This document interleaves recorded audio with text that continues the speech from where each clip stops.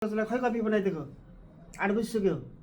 अनि 8 बजे उठेर कफी बनाउनु पाउँछ कसैले? अनि बनाएर राख्दिन पर्दैन त खाना पाकिसक्यो त हामी कति बेला उठेको हजुर 8 बजे उठेर कफी बनाऊ भनेर चिच्याउने थर्काउने हो कसरी थर्काउनु भएको छ हजुरले? अनि मलाई सन्चो नभएर नि त सन्चो त हिजो पनि त सन्चो थिएन टाउको दुखेछ चाँडै उठ्नु पर्यो यस्तो सन्चो हुन्न नि त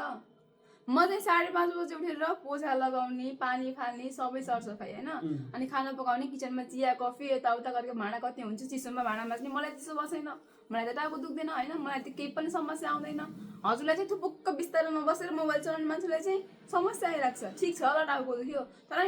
कति मोबाइल चलाएको कफी बनाइदियो भर्खर मैले खाना सब काम सकेर चार्जमा थियो मोबाइल भर्खर निकालेर यसो हेर्दैछु कि मात्रै मोबाइल अनि उठ्ने बेला भयो हजुरले त any time news news news हामीलाई पनि त आउँछ होला नि मोबाइलमा न्यूज अनि उठ्ने बेला भयो बुढाले कफी खान खोज्छ भने थाहा छैन तिमीलाई ए म उठ्दाखेरि कसले बनाइदिन्छ त नि आफै बनाएर खाने हजुरले आफै बनाएर खाने आएन त एन्सर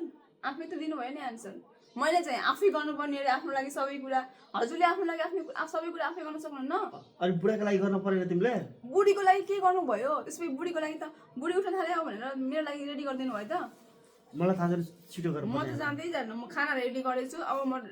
ड्रेस लगाउने हो आज क्लोजिङको दिन हो अब खाना खाएर म अफिसतिर लाग्छु छिटो बनाइदे मलाई सन्चो छैन हेर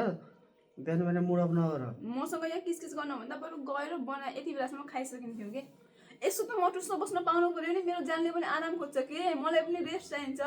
म पनि थकित हुन्छु दिउँसभरि रातभरि रेस्ट होइन रातभरि हजुरलाई चाहिँ एनी टाइम रेस्ट घरमा आएदेखि रेस्ट बिहान उठेदेखि रेस्ट अनि त्यो अफिसमा मात्रै हो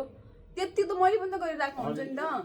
मैले चाहिँ घरको सारा काम सकेर हजुरको लागि सबै कुरा रेडी गरिदिएर म अफिस जानुपर्ने अरे आएर मैले फेरि सबै काम उही बिहान जस्तै काम गर्नुपर्ने अरे अनि हजुरले के गर्ने त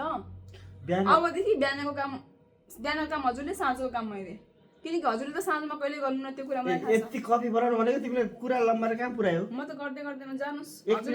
हुने हजुरलाई पनि भगवानले दुईटा हात दुईटा खुट्टा दिनुभएको छ मलाई जत्तिकै बलियो म भन्दा बलियो हुनुहुन्छ हजुर अझै